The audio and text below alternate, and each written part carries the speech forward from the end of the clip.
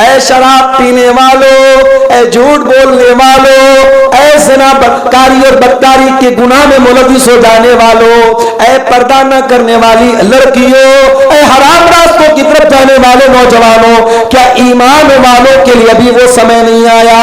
کیا اب بھی وہ وقت نہیں آیا کہ اللہ کا کلام سن کر کے ان کے دل پگھل جائیں، وہ توبہ کر لے، وہ اللہ کی بارگاہ میں آنسو بہا کر کے اپنے گناہوں کی معافی مانگ لے؟ دنیا میں جب ہم کسی کے سامنے روتے ہیں نا تو دنیا والے کہتے ہیں یہ کمزور ہے اس لیے رو رہا ہے. کسی کے آنسو اگر کسی کے سامنے گر جائے دنیا والے کہتے ہیں بڑا کمزور آدمی رونے لگا. مگر یہ آنسو جب اللہ کے سامنے گرتے ہیں میرے بھائی، ان آنسوؤں کی اللہ کی بڑی ویلیو ہے، بڑی قدر ہے. اللہ کے نبی فرماتے ہیں اللہ تعالیٰ کو دو چیزوں سے بہت محبت ہے. لیس شیء احب الی اللہ من قطرتین، دو قطرے اللہ تعالیٰ کو بہت پسند ہیں. قطرۃ دموع من خشیت اللہ، ایک اللہ کے خوف سے بہنے والا آنسوؤں کا قطرہ اللہ کو بہت پسند ہے. وقطرۃ دم تہراق فی سبیل اللہ، اور ایک خون کا قطرہ اللہ تعالیٰ کو بہت پسند ہے جو اللہ کی راہ میں بہایا جاتا ہے. وہ خون کا قطرہ اور وہ آنسوؤں کا قطرہ اللہ تعالیٰ کو بہت پسند ہے. ارے رونا ہے تو کبھی اللہ کے سامنے رو میرے بھائی، کبھی آنسو بہانا ہے اللہ کے سامنے آنسو بہاؤ. اور یقین کرو میرے بھائی اللہ کے سامنے گرنے والے آنسو کبھی بیکار نہیں جائیں گے. دنیا کے سامنے رو گے کمزور مانے جاؤ گے، ذلیل مانے جاؤ گے. اللہ کے سامنے رو گے اللہ تمہارے گناہوں کو معاف کرے گا. اللہ کے نبی فرماتے ہیں سبعۃ یظلھم اللہ فی ظلہ یوم لا ظل الا ظلہ، قیامت کے دن 7 ایسے لوگ ہوں گے جن کو اللہ تعالیٰ جب سورج 1 میل کی دوری پر ہوگا گرمی سے لوگ بےحال ہوں گے، اللہ تعالیٰ ان 7 خوش نصیبوں کو اپنے عرش کا سایہ دے گا. ان خوش نصیبوں میں ایک وہ انسان بھی ہوگا وَرَجُلٌ ذَكَرَ اللَّهَ خَالِيًا فَفَاضَتْ عَيْنَاهُ، جس نے اکیلے میں اللہ کو یاد کیا ہوگا اور اس کی آنکھوں سے آنسو بہ پڑے ہوں گے. جس نے اکیلے میں توبہ کی ہوگی، اکیلے میں اپنے گناہوں کو یاد کر کے. میرے پیارے ساتھیوں یہ زندگی کتنے دن کی ہے؟ یہ زندگی کتنے دن کی ہے؟ ابھی ہماری ایک رشتہ دار ہے، ہماری بہن لگتی ہے، ہمارے بڑے ابا کی بیٹی ہیں. ابھی ان کی زبان میں کچھ تکلیف تھی، ڈاکٹر کو دکھایا گیا، چیک اپ، زبان میں تکلیف ہوئی، ڈاکٹر کو دکھایا گیا، چیک اپ کیا گیا. ڈاکٹر نے کہا کہ کینسر کا خطرہ ہے، کینسر کا خطرہ ہے، زبان کاٹنی پڑے گی. گھر میں رونا پیٹنا مچ گیا، بچے بے چین ہو گئے، میری ماں تو گونگی ہو جائے گی، شوہر بے چین. ابھی ان کی زیادہ عمر بھی نہیں، 40-42 سال عمر ہے. پھر کسی نے رائے دی کہ نہیں ممبئی لے کے جاؤ. ہمارے دوست ہیں بنارس کے، آج فلائٹ سے ممبئی لے کر کے گئے. ممبئی میں بہت بڑے ڈاکٹر ہیں کینسر کے، ڈاکٹر پردھان، ان کو لے جا کے دکھایا. انہوں نے کہا نہیں ڈرنے کی بات نہیں، کینسر نہیں ہے اور کوئی بیماری ہے، آپ اس کا علاج کرائیے ٹھیک ہو جائے گی. کینسر کی بیماری آج بڑی تیزی سے عام ہو رہی ہے میرے بھائی، بیماریاں بڑی تیزی سے عام ہو رہی ہیں. اور ہم اور آپ نے تو وہ دور دیکھا ہے جو شاید پورے اتہاس میں بہت کم لوگوں نے دیکھا ہو. پچھلے کئی 100 سالوں میں ایسی بیماری، ایسا وائرس نہیں دیکھا گیا کہ باپ مر گیا ہو اور بیٹا اپنے باپ کی لاش کو ہاتھ لگانے کو تیار ہوا. بنارس کے ندی کے گھاٹ کے کنارے لاشیں پڑی ہیں، ہمارے غیر مسلم بھائیوں کو کوئی جلانے والا نہیں ہے، لاشیں ندی پر تیر رہی ہیں. کورونا کے دور میں ہم نے وہ منظر بھی دیکھا تھا، ان لاشوں کو کوئی آگ لگانے والا نہیں تھا. ممبئی کے ہمارے کچھ دوستوں نے بتایا باپ مر گیا، بیٹا اپنے باپ کی لاش کو، جنازے کو ہاتھ لگانے کو تیار نہیں، کوڑے کی گاڑی میں رکھ کے لاش کو لے کے جایا جا رہا ہے. یہ منظر میرے بھائیوں پورے اتہاس میں کسی نے نہیں دیکھا جو ہم نے دیکھا ہے. پوری انسانی تاریخ میں شاید یہ منظر نہ آیا ہو. مسجدوں کے دروازے بند کر دیے گئے، خانے کعبہ میں کوئی نماز پڑھنے والا نہیں، خانے کعبہ میں بھی نماز بند. عید کی نماز ہم نے گھر میں پڑھی, بقرعید کی نماز ہم نے گھر میں پڑھی, یہ منظر بھی ہم نے میرے بھائیوں دیکھا ہے. اور قرآن کہتا ہے فلولا اذ جاءهم باسنا تضرعوا ولكن قست قلوبهم وزين لهم الشيطان ما كانوا يعملون. میرے بندو, جب ہمارا عذاب آیا, ہماری طرف سے تکلیف آئی, آزمائش آئی, بیماری آئی, تو ہونا تو یہ چاہیے تھا کہ تم گڑ گڑاتے, تم توبہ کرتے, تم اللہ سے معافی مانگتے, تم سدھر جاتے, تم اصلاح کر لیتے.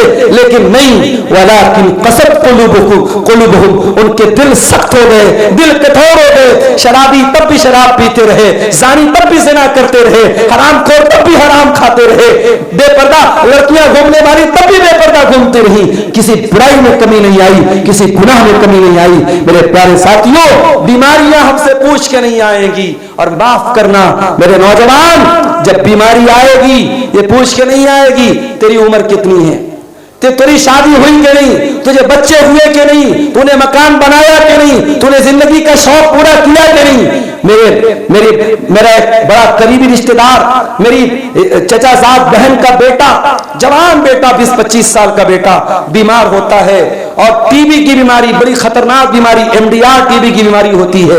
40 دن تک ہاسپٹل میں ایڈمٹ رہتا ہے. جوان بیٹا تھا, رشتہ طے ہو چکا تھا, شادی ہونے والی تھی, ماں باپ کی آنکھوں کا تارا تھا, ماں باپ کی امیدوں کا سہارا تھا. جوان بیٹا بیمار پڑا, 40 دن تک ہاسپٹل میں میرے بھائیوں تڑپتا رہا, دوائیں چلتی رہی, علاج ہوتا رہا, مگر کوئی فائدہ نہیں. 40 دن کے بعد گھر لایا گیا, 2 دن کے بعد ڈیتھ ہو جاتی ہے, انتقال ہو جاتا ہے. موت کا فرشتہ آ کر کے یہ نہیں پوچھتا ہے کہ میرے اللہ کے بندے یہ بتا کہ تیری شادی ابھی تک نہیں ہوئی, تجھے بچے نہیں ہوئے, تو نے زندگی کے بہت سارے رنگ و روپ نہیں دیکھے, ابھی میں تجھے نہیں موت دوں گا. موت کا فرشتہ تو اللہ کے حکم سے آتا ہے میرے بھائی, اور جب اللہ کا حکم ہوتا ہے ایک پل پہلے موت نہیں آئے گی, ایک پل بعد میں نہیں آئے گی. اب ذرا سوچو میرے بھائی, کسی کو گانا سنتے ہوئے اگر موت آ گئی, کسی کو ننگی ویڈیو دیکھتے ہوئے موت آ گئی, کسی کو شراب اور نشہ کرتے ہوئے موت آ گئی, کسی کو غلط کام کرتے ہوئے موت آ گئی, تو قیامت کے دن جب وہ اٹھے گا وہی زنا کرتے ہوئے اٹھے گا, وہی سگریٹ پیتے ہوئے اٹھے گا, وہی حرام کام کرتے ہوئے اٹھے گا. اللہ کے نبی فرماتے ہیں ان العبد یبعث علی ما مات علیہ, بندہ جس حال میں مرے گا اسی حال میں قیامت کے دن اٹھایا جائے گا. میرے عزیز ساتھیوں, ہمیں اور آپ کو آج اس بات پر غور کرنے کی ضرورت ہے, اور قرآن کے سوال کا جواب ہمیں تلاش کرنے کی ضرورت ہے. الم یعن للذین آمنوا ان تخشع قلوبہم لذکر اللہ, کیا ایمان والوں کے نبی وہ سمے نہیں آیا کہ ان کے دل اللہ کا کلام سن کر کے پگھل جائے. اور آگے بڑھیے, ایک بہت بڑا ڈاکو ہے, ڈاکو کا نام تھا فضیل ابن عیاض. اس کا کام تھا لوگوں کے گھر پہ جا کے ڈاکہ ڈالنا, لوگوں کا مال لوٹ لینا, لوگوں کو جان سے مار دینا.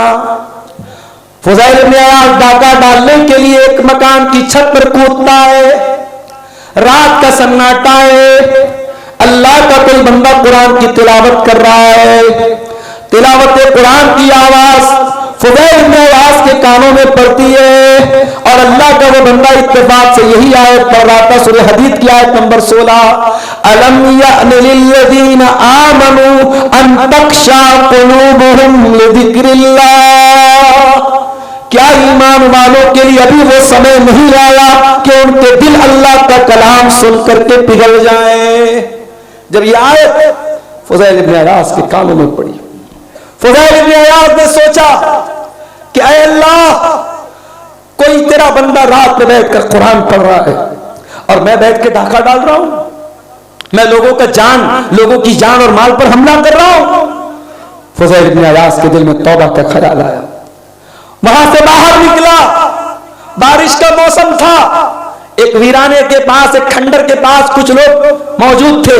فضیل ابن عیاض بھی پیچھے جا کے کھڑا ہو گیا. وہ لوگ آپس میں باتیں کر رہے تھے, موسم خراب ہے, ہمیں نکل جانا چاہیے.